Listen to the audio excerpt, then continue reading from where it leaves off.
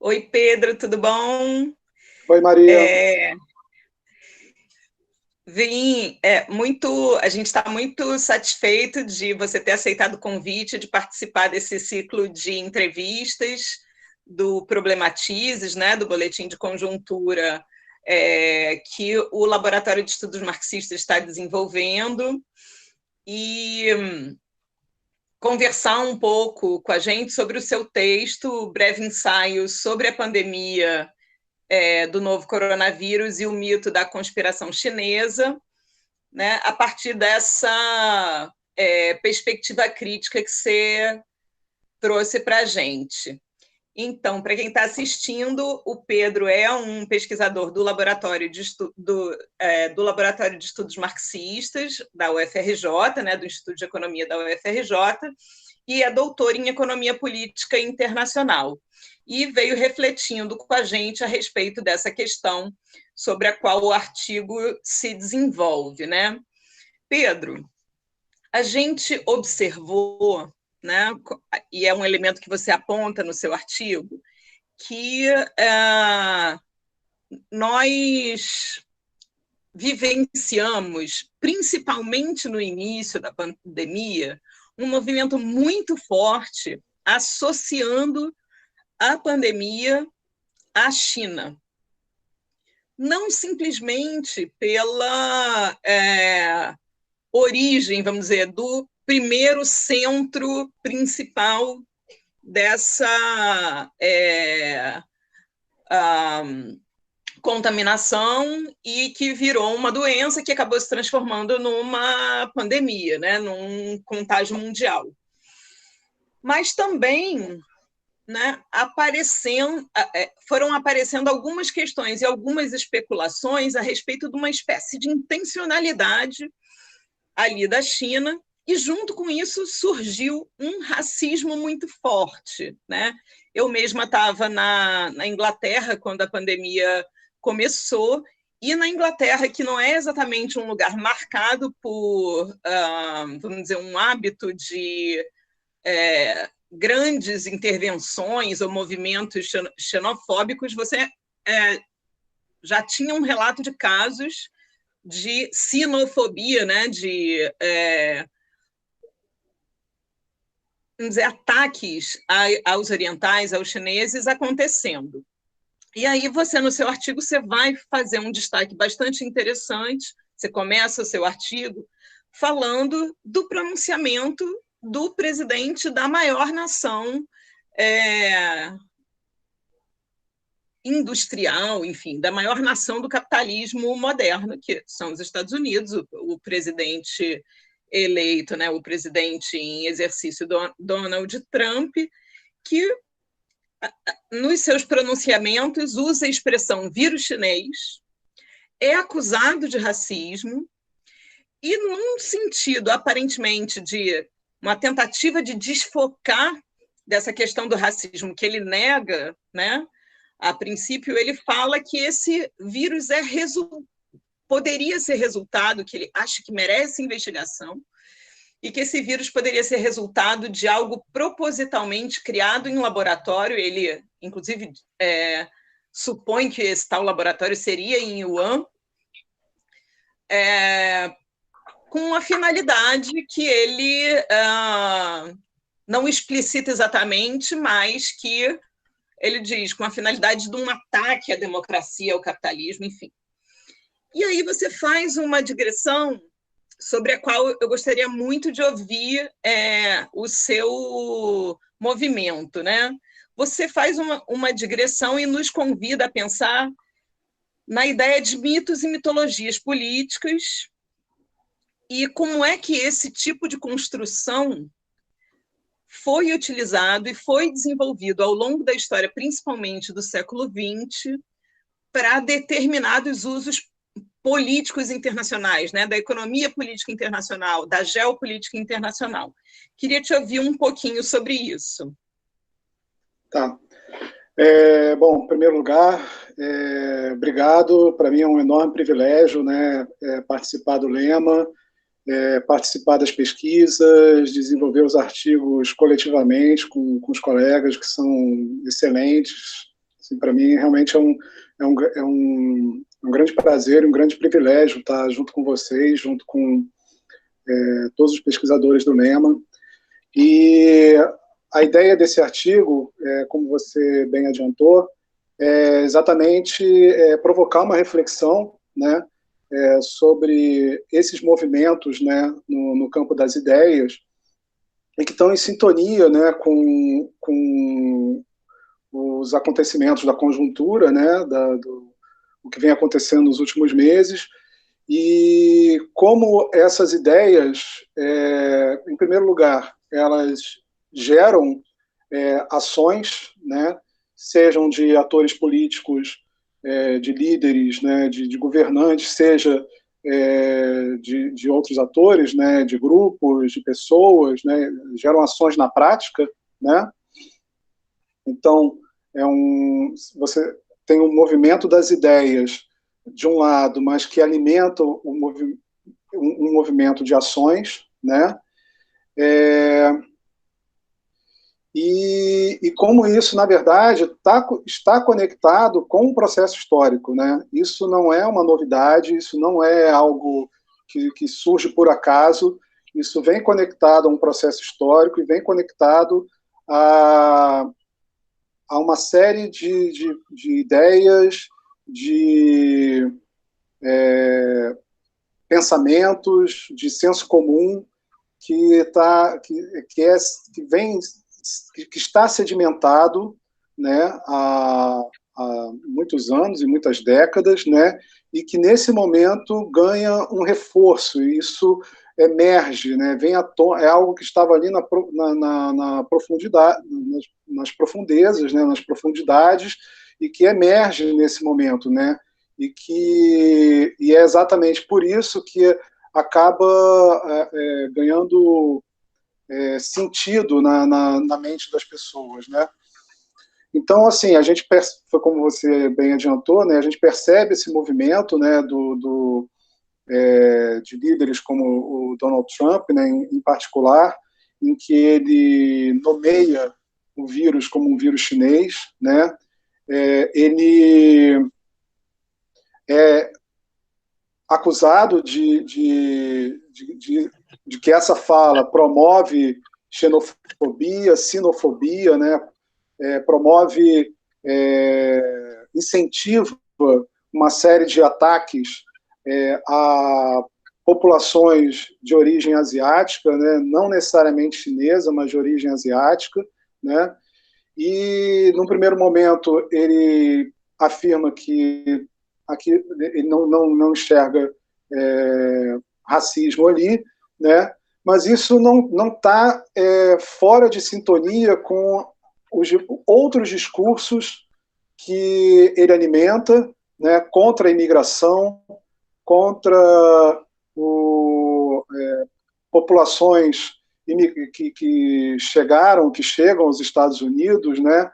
Então, na campanha dele, ele já ressaltava isso, né? E ganhou grande apelo junto aos eleitores dele, né? Que ele ia construir um muro entre os Estados Unidos e o México, né? Que faria os mexicanos pagarem por aquele muro, né?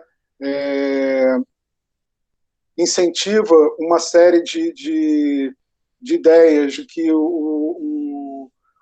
em parte, os imigrantes são um problema para os americanos, né, para os trabalhadores americanos, que os chineses trouxeram uma série de problemas para esses trabalhadores. Então, tudo isso acaba encontrando apelo, né? E o interessante é que essas ideias não estão desconectadas elas não estão totalmente conectadas da realidade, né? Então, assim, se por um lado, de fato, as primeiras evidências do surgimento da epidemia que virou uma pandemia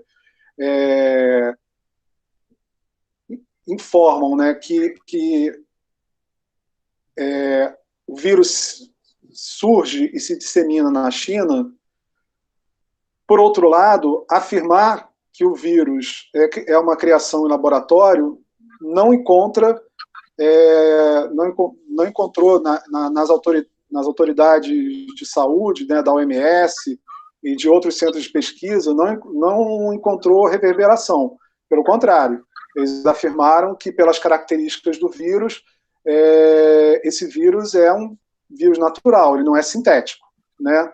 Ainda assim, as autoridades americanas continuam reforçando que são muitas informações e que isso não pode ser descartado e que existem, sim, pistas de que esse vírus poderia ser artificial. Então, essas autoridades, elas estão o tempo todo, se em um outro momento elas recuam, no momento seguinte elas voltam a reforçar essas ideias de difícil constatação ou que são refutadas, né? Essas autoridades vão alimentando essas ideias, né? E que estão em sintonia também com uma disputa, né? Uma disputa a nível internacional, política, econômica, que já vem de muitos anos, né? Entre os Estados Unidos e a China, né? Não são poucas as análises que apontam para uma diminuição relativa do poder americano, tanto do ponto de vista econômico, quanto político, quanto militar, né, em relação a outras potências, em especial a China, né?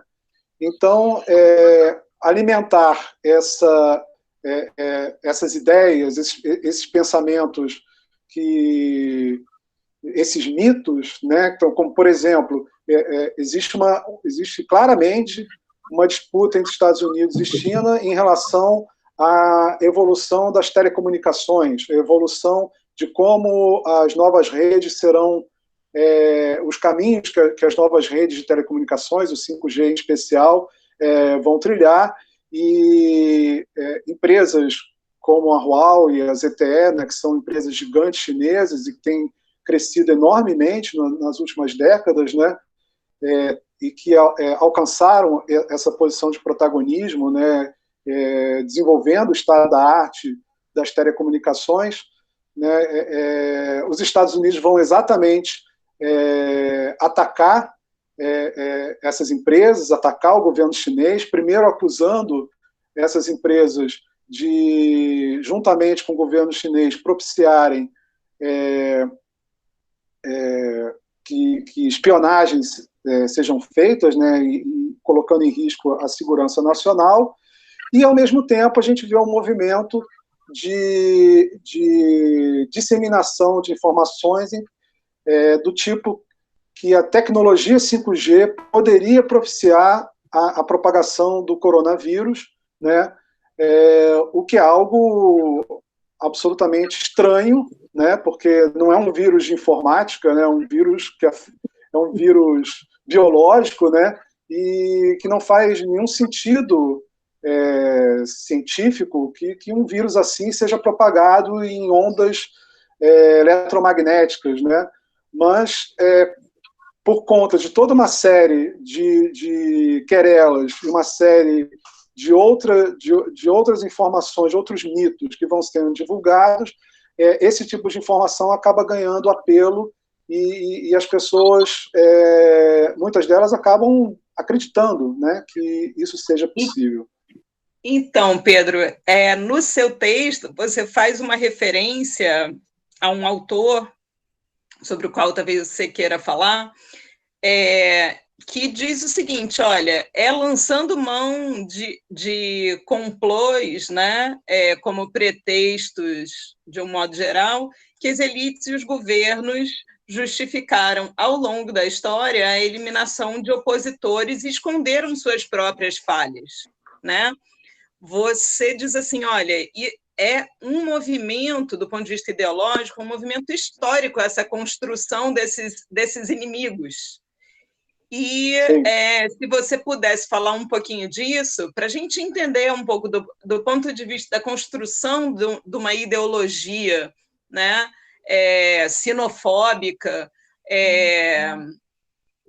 e que talvez tenha outros elementos que você gostasse, né, que você gostaria de destacar também, fazem parte de uma tradição, vamos dizer assim, né, de construção de um determinado movimento político-ideológico, né? Isso que você chamou de mitos e mitologias políticos. Você falaria um pouquinho disso para a gente? Sim. Esse é o título do livro, né, do Raul Girardet, né? É um livro considerado clássico, né?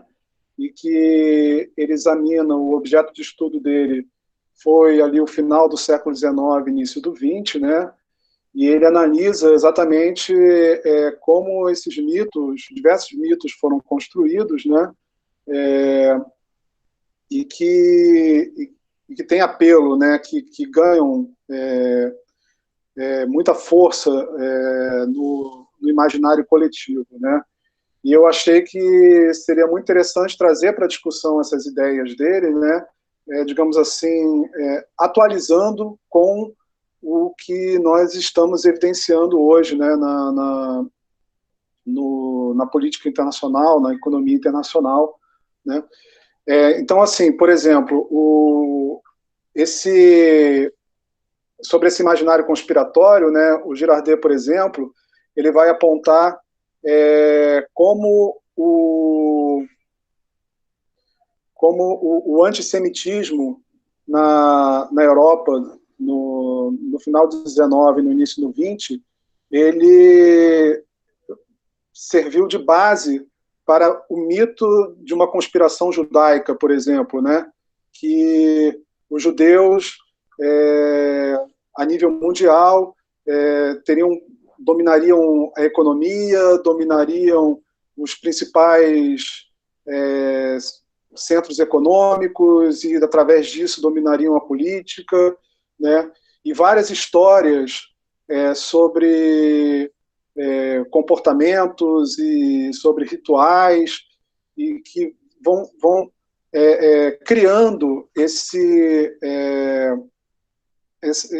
essas histórias e esse grupo esse agrupamento mitológico em torno dos judeus, né? Então, quando o antissemitismo ele vai ganhando cada vez mais força e que vai resultar no fascismo, né? Nos anos 20, anos 30, né?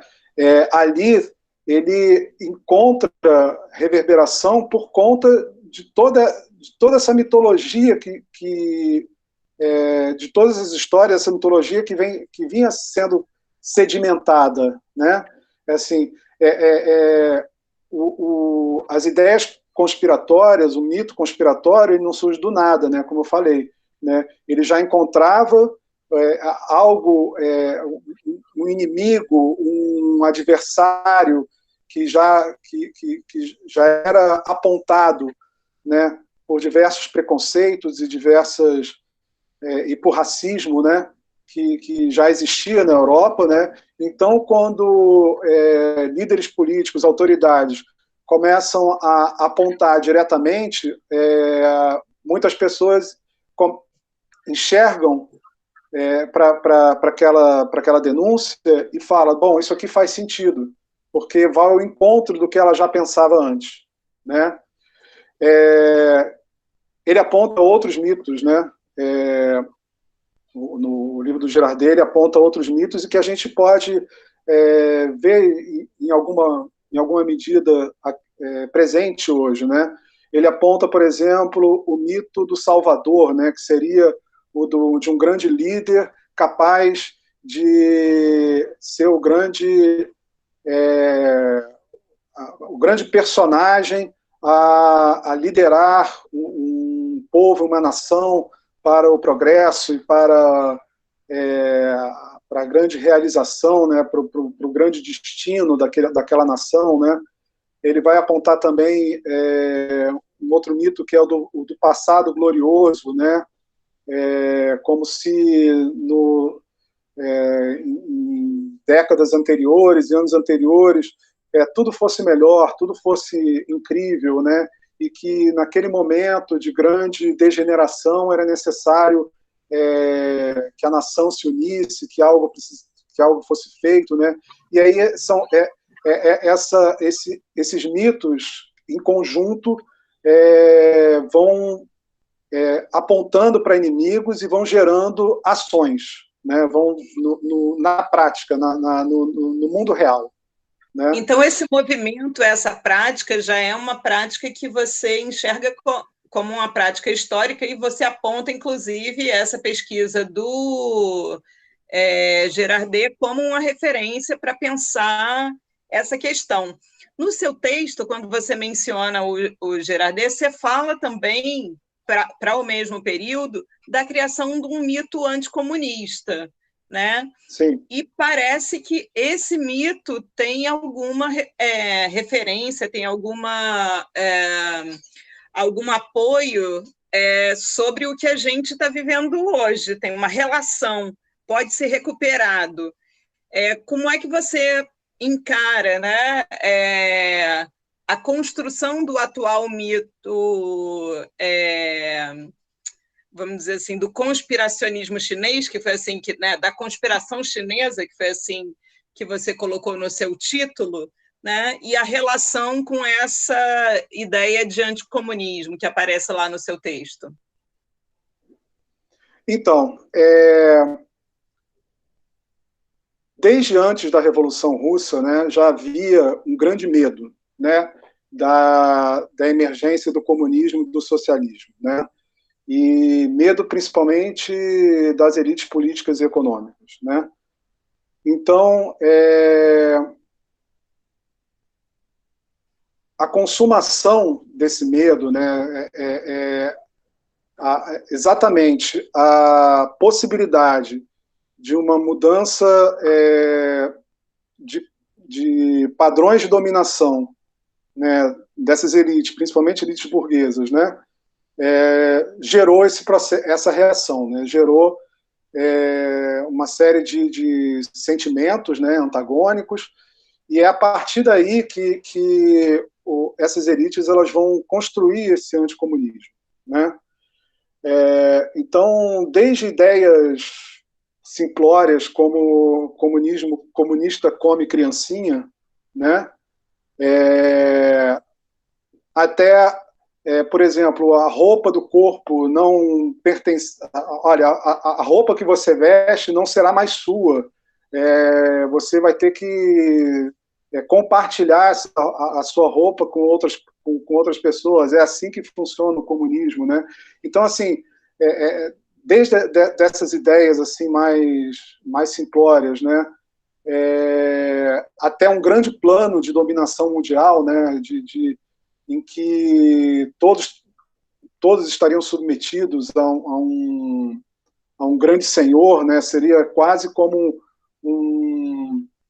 a liberdade de todos seria retirada, viveríamos quase como uma escravidão, né?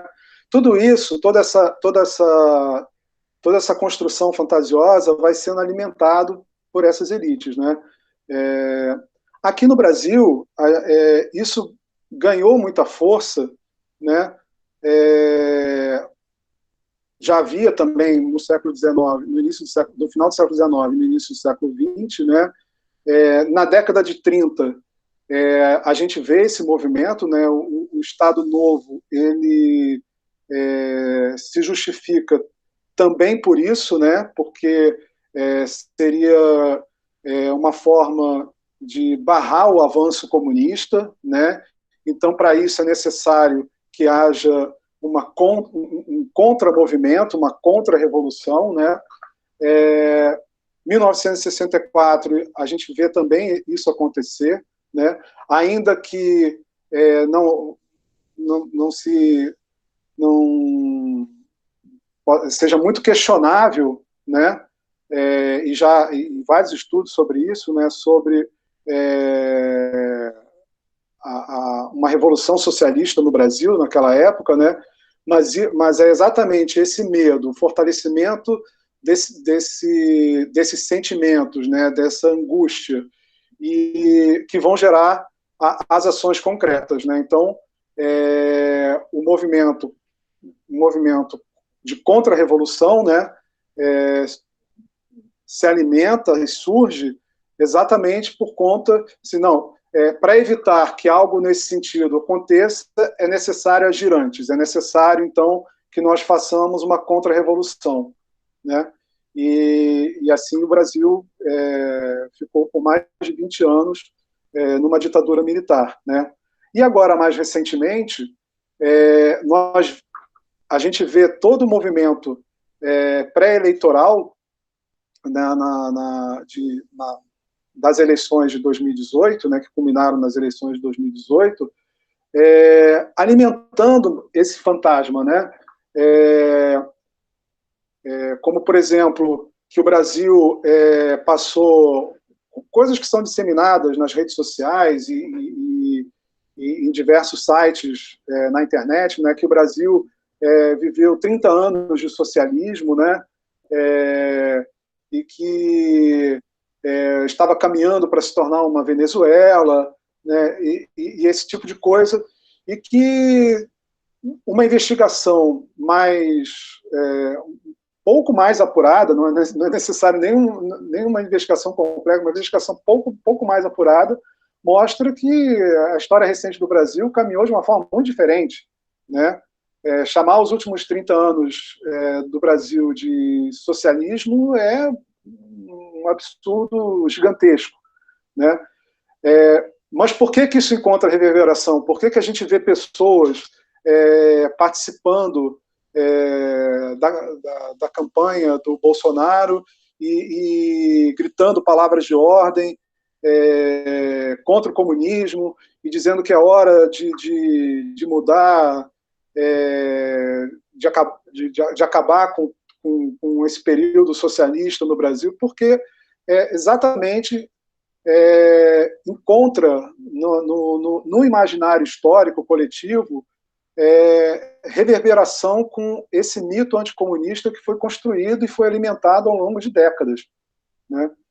Então, é muito importante a gente chamar a atenção para isso, né? Como não apenas durante o processo eleitoral, que foi muito importante, né, essa construção mitológica no processo eleitoral, é necessário exacerbar essas paixões anticomunistas, né? E assim foi durante todo esse processo eleitoral, como após a eleição e nesse quase um ano e meio, né, de governo Bolsonaro, nós vemos, é possível perceber esse discurso, a continuidade desse discurso, né? E que aí se associa à China. Por que se associa à China? Se associa à China tanto pela questão agora mais recente do novo coronavírus, né, e toda a repercussão sobre o surgimento do vírus lá e o quanto haveria de intencionalidade, né, por parte do governo chinês, quanto pelo fato da China ter um passado comunista, né, que se hoje é muito questionável, né, essa é uma grande discussão, é uma discussão complexa, se a China hoje pode ser enquadrada como comunista ou não, mas a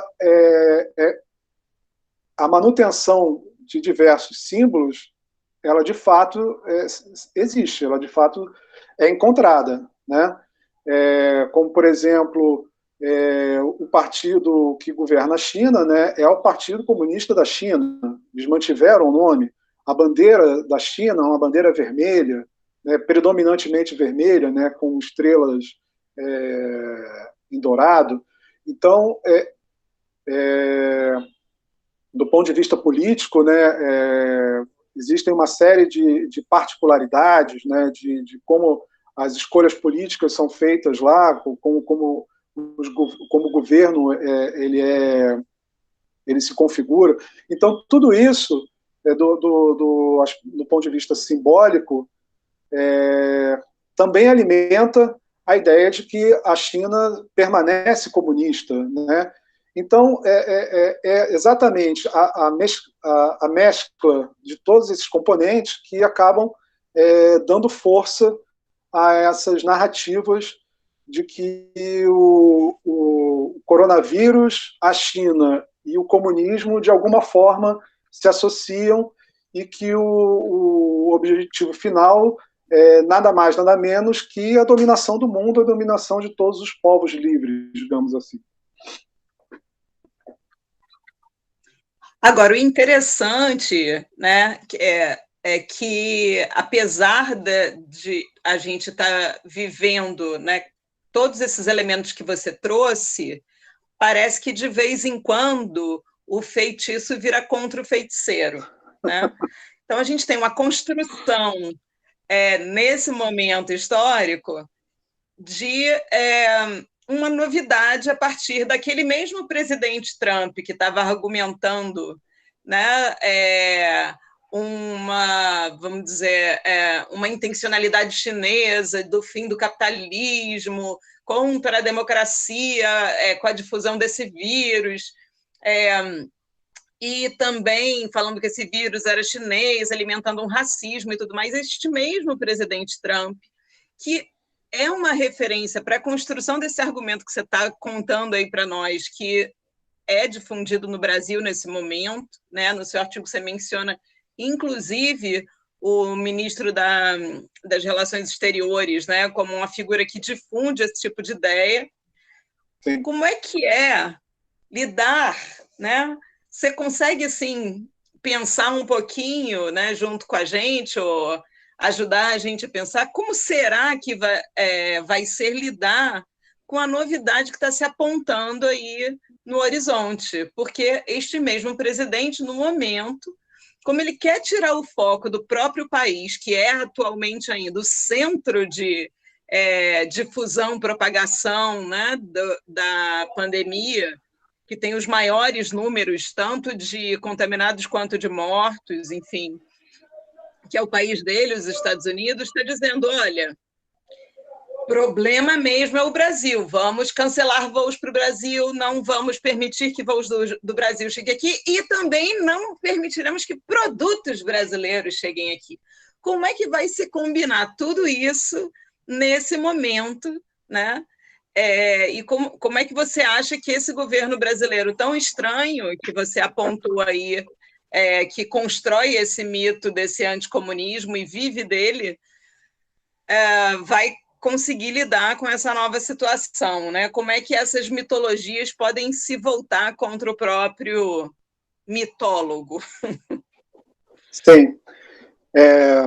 Foi bom você ter trazido de novo esse ponto. Você já tinha falado isso na outra pergunta e eu acabei não desenvolvendo.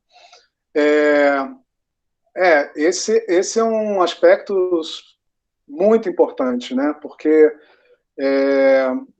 o que a gente vê ao mesmo tempo que o Trump mantém o discurso, com perdão do trocadilho, virulento em relação à China, ele inicia uma narrativa, começa a construir uma narrativa de que os Estados Unidos não são mais o grande problema, né? Não são mais o grande centro, né? Que esse centro está migrando para o Brasil e ele faz tem uma performance teatral, né? Dizendo que está muito preocupado com o Brasil, mas que pensa sim em tomar providências, né? Como a interrupção de voos dos Estados Unidos para o Brasil e do Brasil para os Estados Unidos, né? Que ele não quer que o povo americano seja contaminado pelos brasileiros, né? Sendo que a quantidade de contaminados e a quantidade de mortos nos Estados Unidos é muito maior que no Brasil, né?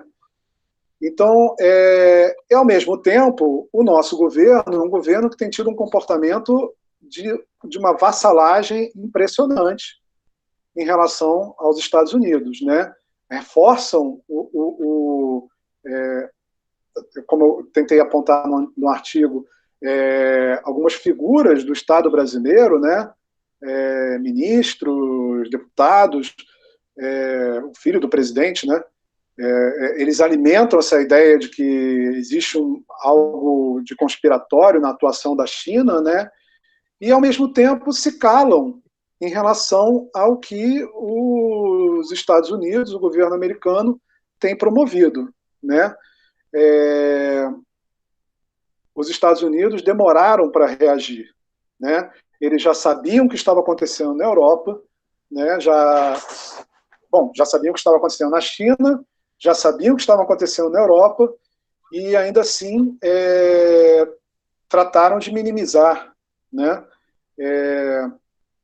o que poderia acontecer nos Estados Unidos. Então,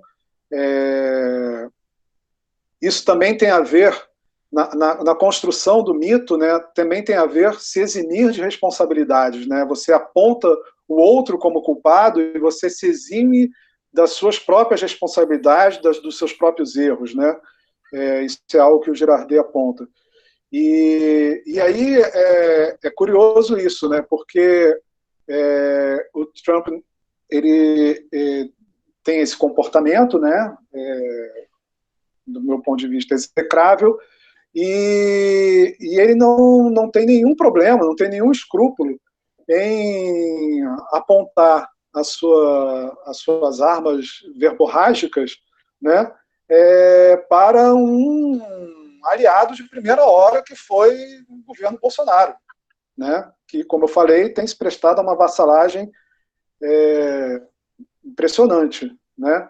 Então ele começa a construir essa narrativa, né, que está muito preocupado com os brasileiros, que as coisas aqui estão fora do controle, né? Ele há umas 2 semanas atrás, se eu não me engano, no mesmo dia, ele citou isso 3 vezes, né? Em entrevista ou pronunciamento, no mesmo dia ele falou isso e vem repetidas vezes falando isso, né? E o que vem se percebendo, outros colegas, né, analistas, têm percebido, é que o discurso tem caminhado para isso, né? Não apenas os brasileiros, mas os produtos brasileiros passarão a ser taxados, né? E é o presidente da maior potência do mundo, né? Um dos principais parceiros comerciais do Brasil, né? Tem declarado que o Brasil é um país contaminado, os brasileiros são pessoas contaminadas e os produtos brasileiros estão igualmente contaminados. E aí, assim, no momento, não é perceptível, eu não tenho conhecimento de um enfrentamento disso por parte das principais autoridades brasileiras, né? A gente percebe a construção dessa narrativa, né? Mas algo que vá ao encontro disso, né? Que desmonte isso, ao contrário, né? O que nós vemos é cada vez mais uma atitude esquizofrênica, né? De ora minimizar, ora recomendar o uso de remédios que a Organização Mundial da Saúde e médicos no Brasil, instituições responsáveis, né, por estudos sanitários, né, não recomendam de forma alguma, né, e todo um esforço para uma volta ao que era antes, e ao mesmo tempo, outros líderes, outros governantes tomando atitudes, né, e uma parte da população tomando atitudes para tentar minimizar, né, a expansão do vírus e tentar frear a escalada de mortes de contaminação e de mortes que vem acontecendo, né? Então é muito preocupante, porque é um outro discurso mitológico que está sendo construído, né? E que nós não vemos, por parte das principais autoridades no Brasil, um enfrentamento a isso, né? E eu procuro ressaltar que, assim, a construção de mitos, no texto, eu procuro ressaltar que a construção de mitos, ela está presente não apenas, né, por parte das elites, por parte da direita, como vem sendo feita ao longo, em particular dos últimos anos, mas ao longo de décadas também, né, da direita política, né, mas aqui no Brasil, no enfrentamento ao